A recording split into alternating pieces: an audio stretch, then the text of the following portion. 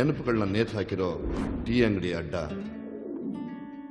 ನಾವು ಓದಿದ school compound, ಬಿದ್ದು ಕೈಕಾಲು ತರ್ಚ್ಕೊಂಡ ಆಟದ ಗ್ರೌಂಡು, ಹೊಸಬರ ಪಡ್ಡೆ ಕಟ್ಕೊಂಡು ಪರಮೇಶ್ ಅತಿಥಿ ಮಾಮೂ ಟೀ ಅಂಗಡಿ ಅನ್ನೋ ವಿಚಿತ್ರ ಶೀರ್ಷಿಕೆ ಇರುವ ಚಿತ್ರಕ್ಕೆ ಆಕ್ಷನ್ ಕಟ್ ಹೇಳಿದ್ದಾರೆ.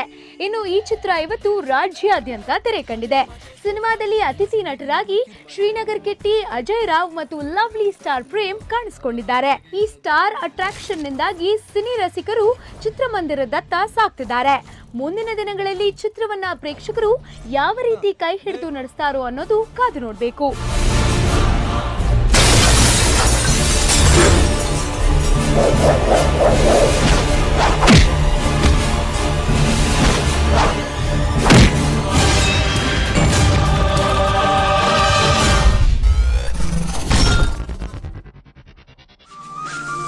ಅಂದು ಆತ ಕೂಡ ಹೀಗೆ ಸೇಮ್ ಹುಚ್ಚ ವೆಂಕಟ್ರಂತೆ ಟಿವಿ ಮಾಧ್ಯಮದಲ್ಲಿ ಆರ್ಭಟಿಸಿ ಬೊಬ್ಬರಿದಿದ್ದ.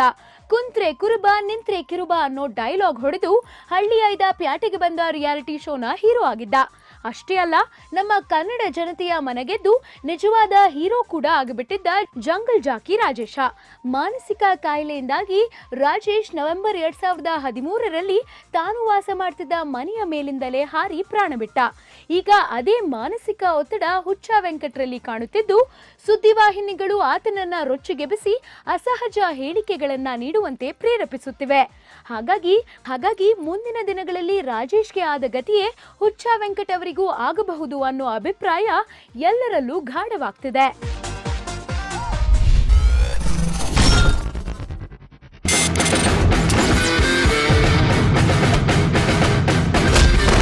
ಇವರೇ ನಿಮ್ಮ ಸಿನಿಮಾದ ಹೀರೋಗಳು.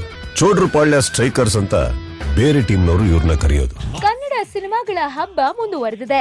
ಸಿನಿ ರಸಿಕರಿಗೆ ಖುಷಿ ತರಬಲ್ಲ ಸಂಗತಿ ಎಂದರೆ ಈ ವಾರ 4 ಸಿನಿಮಾಗಳು ತೆರೆ ಕಂಡಿವೆ. ಬೆಂಗಳೂರು 560023 ಶೀರ್ಷಿಕೆ ಇರುವಂತಹ ಚಿತ್ರ ಕೂಡ ಇಂದು ರಿಲೀಸ್ ಆಗಿದೆ. ಹುಷಾರ್. ನನ್ನವಳೇ ಚೆಲುವೆ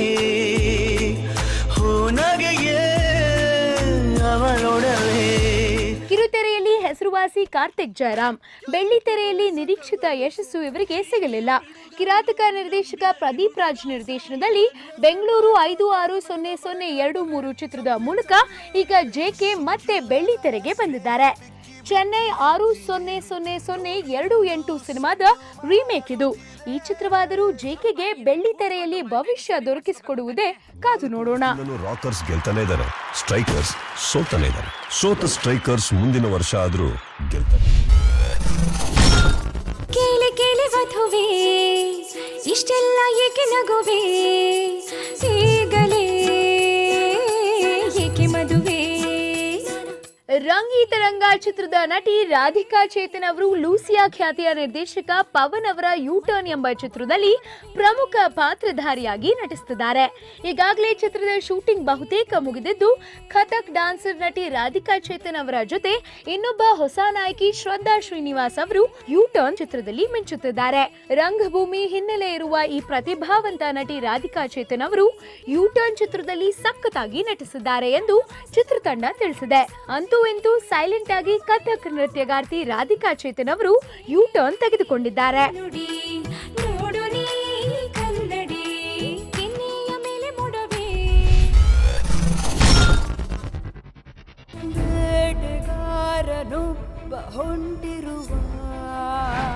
ಶಿವಲಿಂಗಾನೇ ಫಸ್ಟ್ ಎನ್ನುತ್ತದೆ ಗಾಂಧಿನಗರದ ಮೂಲಗಳು. ಸೆಂಚುರಿ ಸ್ಟಾರ್ ಶಿವಣ್ಣ ಅಭಿಮಾನಿಗಳಲ್ಲಿರುವ ಗೊಂದಲವಿದು. ಶಿವಲಿಂಗ ಚಿತ್ರ ಮೊದಲು ಬರುತ್ತೋ, ಕಿಲಿಂಗ್ ವೀರಪ್ಪನ್ ಮೊದಲು ಬರ್ತಾನೋ ಅನ್ನೋದು. ನವೆಂಬರ್ ಮುಗಿಯುತ್ತಾ ಬಂದರೂ ಈ ಗೊಂದಲಕ್ಕೊಂದು ಪರಿಹಾರ ಸಿಕ್ಕಿಲ್ಲ. ಸದ್ಯದ ಸ್ಥಿತಿಗತಿ ಹಾಗೂ ಮೂಲಗಳು ಹೇಳುವ ಪ್ರಕಾರ ಪಿ ವಾಸು ನಿರ್ದೇಶನದ ಶಿವಲಿಂಗ ಚಿತ್ರವೇ ಮೊದಲು ತೆರೆ ಕಾಣಲಿದೆಯಂತೆ. ಬಹುಶಃ ಡಿಸೆಂಬರ್ ಮೊದಲು ಅಥವಾ 2ನೇ ವಾರದಲ್ಲಿ ಸಿನಿಮಾ ರಿಲೀಸ್ ಗ್ಯಾರಂಟಿ ಅಂತಲೇ ಹೇಳಲಾಗ್ತಿದೆ. ಅದಕ್ಕೂ ಮುನ್ನ ಈ ತಿಂಗಳ ಅಂತ್ಯಕ್ಕೆ ಶಿವಲಿಂಗನ ಹಾಡು ಕೇಳಿಸುವ ಯೋಜನೆ ಹಾಕಿಕೊಂಡಿದ್ದಾರೆ ನಿರ್ಮಾಪಕ ಕೆ.ಎ. ಸುರೇಶ್. ವಾಯುಲಿಂಗ ಕೋಪದಲ್ಲಿ ಅಗ್ನಿಲಿಂಗ ನುಗ್ಗಿ ಬಂದ ಪದಳಲಿಂಗ ಬಂದ ಬಂದ ಶಿವಲಿಂಗ.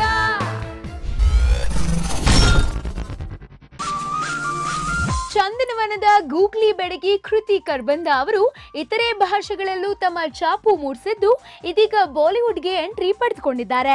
ಹೌದು, ಬಿ ಟೌನ್ನಲ್ಲಿ ಕಿಸರ್ ಬಾಯ್ ಅಂತಾನೆ ಖ್ಯಾತಿ ಗಳಿಸಿರುವ ಇಮ್ರಾನ್ ಹಶ್ಮಿ ಅವರ ಜೊತೆ ರಾಜ್ 4 ಚಿತ್ರದಲ್ಲಿ ಕ್ಯೂಟ್ ಬೆಡಗಿ ರೊಮ್ಯಾನ್ಸ್ ಮಾಡಲಿದ್ದಾರೆ. ಹಲವಾರು ಕನ್ನಡ ಸಿನಿಮಾಗಳಲ್ಲಿ ನಟಿಸಿರುವ ಕೃತಿ ಅವರಿಗೆ ಬಾಲಿವುಡ್ನಲ್ಲಿ ದೊಡ್ಡ ಬ್ಯಾನರ್ನ ಸಿನಿಮಾದಲ್ಲಿ ನಟಿಸಲು ಅವಕಾಶ ಸಿಕ್ಕಿರೋದು ವಿಶೇಷವಾಗಿದೆ. ವಿಶೇಷ್ ಫಿಲ್ಮ್ ಬ್ಯಾನರ್ ಅಡಿಯಲ್ಲಿ ನಿರ್ಮಾಪಕ ಮಹೇಶ್ ಭಟ್ ಹಾಗೂ ಮುಖೇಶ್ ಭಟ್ ನಿರ್ಮಾಣದಲ್ಲಿ ಮೂಡಿ ಬರ್ತಿರುವ ಈ ಸಿನಿಮಾಕ್ಕೆ ನಿರ್ದೇಶಕ ವಿಕ್ರಮ್ ಭಟ್ ಆಕ್ಷನ್ ಕಟ್ ಹೇಳುವ ಸಾಧ್ಯತೆ ಇದೆ.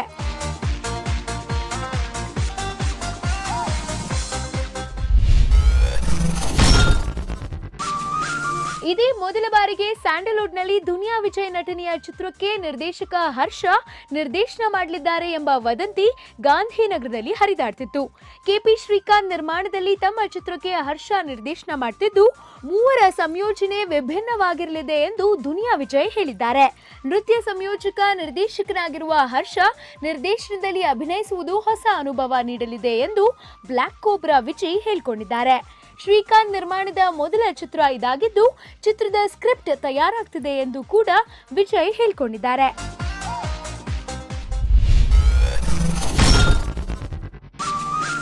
ಬಿಗ್ ಬಾಸ್ ಮನೆಯಿಂದ ಕಿಕ್ಔಟ್ ಆಗಿ ಮಾಧ್ಯಮಗಳಲ್ಲಿ ದಿನನಿತ್ಯ ಸುದ್ದಿಯಲ್ಲಿರುವ ಸ್ಯಾಂಡಲ್ವುಡ್ನ ವಾರದ ಸೆನ್ಸೇಷನಲ್ ಸ್ಟಾರ್ ಹುಚ್ಚ ವೆಂಕಟ್ ಅವರ ಮದುವೆ ರಹಸ್ಯ ಬಯಲಾಗಿದೆ. ಜನವರಿ 3, 2007ರಂದು ಅವರು ಸಂಪಂಗಿ ರಾಮನಗರದ ಬನಶಂಕರಿ ದೇವಾಲಯದಲ್ಲಿ ರೇಷ್ಮಾ ಎಂಬುವವರನ್ನ ವಿವಾಹವಾಗಿದ್ದು ದೊಂಬಳೂರಿನ ನೋಂದಣಿ ಕಚೇರಿಯಲ್ಲಿ ವಿವಾಹ ನೋಂದಣಿ ಮಾಡಿಕೊಂಡಿರುವುದನ್ನು ಸುದ್ದಿ ವಾಹಿನಿಯೊಂದು ಬಹಿರಂಗಪಡಿಸಿದೆ. 2-3 ವರ್ಷಗಳ ಬಳಿಕ ಅವರ ದಾಂಪತ್ಯ ನಡುವೆ ಬಿರುಕು ಬಂದಿದ್ದರಿಂದ ಅವರು ಪುನಃ ಚಿತ್ರಗಳನ್ನ ನಿರ್ಮಿಸಿ ನಿರ್ದೇಶಿಸುವುದರಲ್ಲಿ ನಿರತರಾಗಿದ್ದರು.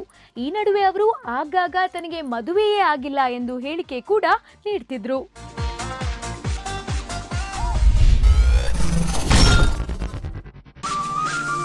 ಮೋಹಕ ತಾರೆ ರಮ್ಯಾ ಅವರು ಬಿಗ್ ಬಾಸ್ ಮನೆಗೆ ಎಂಟ್ರಿ ಕೊಡ್ತಾರೆ ಅಂತ ಅಂತೆ ಕಂತೆಗಳ ಸುದ್ದಿಯಾದ ಬೆನ್ನಲ್ಲೇ ಹೊಸದಾಗಿ ಬಂದ ಸುದ್ದಿ ಏನಪ್ಪಾ ಅಂದ್ರೆ ಲಕ್ಕಿ ಸ್ಟಾರ್ ರಮ್ಯಾ ಅವರು ಕನ್ನಡದ ಕೋಟ್ಯಾಧಿಪತಿ ಕಾರ್ಯಕ್ರಮದಲ್ಲಿ ನಿರೂಪಕಿಯಾಗಿ ಕಾಣಿಸಿಕೊಳ್ಳಲಿದ್ದಾರೆ ಅಂತ ಸುದ್ದಿ ಹಬ್ಬಿದೆ. ಬಿಗ್ ಬಾಸ್ ರಿಯಾಲಿಟಿ ಶೋನಲ್ಲಿ ಹುಚ್ಚ ವೆಂಕಟರವರ ಡ್ರಾಮಾ ನಡೆಯುತ್ತಿದ್ದ ಸಂದರ್ಭದಲ್ಲಿ ನಟಿ ರಮ್ಯಾ ಅವರ ಹೆಸರು ಬಿಗ್ ಬಾಸ್ ಮನೆಯಲ್ಲಿ ತುಳುಕು ಹಾಕಿಕೊಂಡಿತ್ತು. ಸದ್ಯಕ್ಕೆ ಕನ್ನಡದ ಕೋಟ್ಯಾಧಿಪತಿ ಕಾರ್ಯಕ್ರಮದಲ್ಲಿ ನಿರೂಪಕಿಯಾಗಿ ಕಾಣಿಸಿಕೊಳ್ತಾರೆ ಎಂದು ಪ್ರಚಾರವಾಗಿದೆ. ಇಷ್ಟೆಲ್ಲ ಅಂತೆ ಕಂತೆಗಳ ಸುದ್ದಿ ಹರಿದಾಡ್ತಿದ್ರು ಮೋಹಕ ತಾರೆ ರಮ್ಯಾ ಅವರು ಮಾತ್ರ ಯಾವುದೇ ರೀತಿಯ ಪ್ರತಿಕ್ರಿಯೆ ನೀಡದೆ ಸುಮ್ಮನೆ ಕುಳಿತಿದ್ದಾರೆ.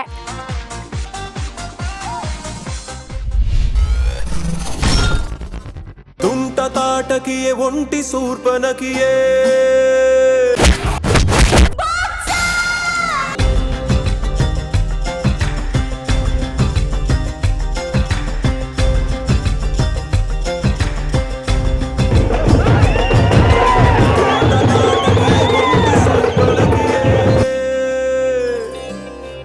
ನಿರ್ದೇಶಕ ಪ್ರೀತಮ್ ಗುಬ್ಬಿ ಅವರು ಆಕ್ಷನ್ ಕಟ್ ಹೇಳಿರುವ ಹಾಗೂ ಡೈರೆಕ್ಟರ್ ಸ್ಪೆಷಲ್ ಹುಡುಗ ಧನಂಜಯ ಅವರ ಬಹುನಿರೀಕ್ಷಿತ ಬಾಕ್ಸರ್ ಚಿತ್ರ ಇಂದು ರಾಜ್ಯಾದ್ಯಂತ ಸುಮಾರು 180 ಚಿತ್ರಮಂದಿರಗಳಲ್ಲಿ ಭರ್ಜರಿಯಾಗಿ ತೆರೆ ಕಂಡಿದೆ.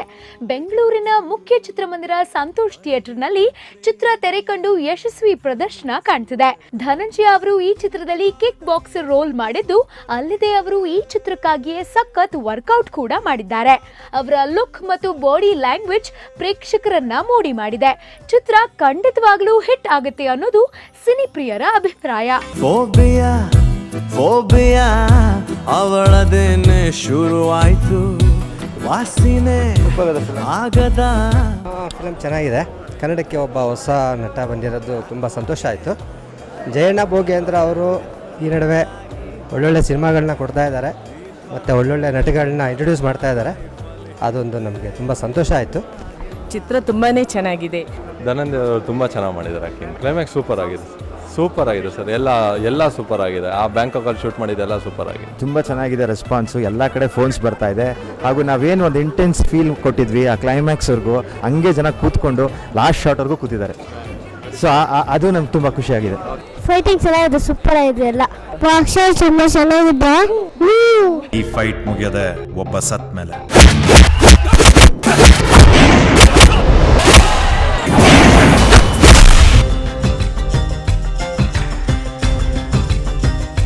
ಇಲ್ಲ, ನಾನು ಯಾವಾಗಲೂ ಹೇಳ್ತಾ ಇದ್ದೆ, ಆ ಎಫರ್ಟ್ಸು ಆಡಿಯನ್ಸ್ ನೋಡಿ ಇಷ್ಟಪಟ್ಟಾಗ ಅವ್ರು ವಿಸಿಲು ಚಪ್ಪಾಳೆ ಬಿದ್ದಾಗ ಮಾತ್ರ ಅದು ಸಾರ್ಥಕ ಆಗೋದು ಅಂತೇಳಿ.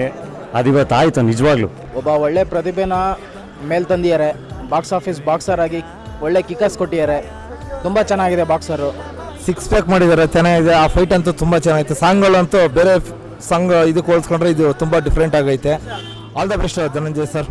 ಸೂಪರ್ ಆಗಿದೆ ಫಿಲಿಮ್. ಓಕೆನಾ? ಫೈಟಿಂಗು ಮತ್ತು ಸಾಂಗ್ಸ್ ತುಂಬ ಚೆನ್ನಾಗಿದೆ. ಬಾಕ್ಸರ್ ಅಂತ ಬರೀ ಬಾಕ್ಸಿಂಗ್ ಇರುತ್ತೆ ಅನ್ಕೊಂಡಿದ್ರು, ಅದ್ರೊಳಗೆ ಒಂದು ಲವ್ ಸ್ಟೋರಿ ಇದೆ ಅಂತ ಎಲ್ಲರಿಗೂ ಗೊತ್ತಾಗಿದೆ. ಸೊ ತುಂಬ ಖುಷಿ ಆಗ್ತಾ ಇದೆ.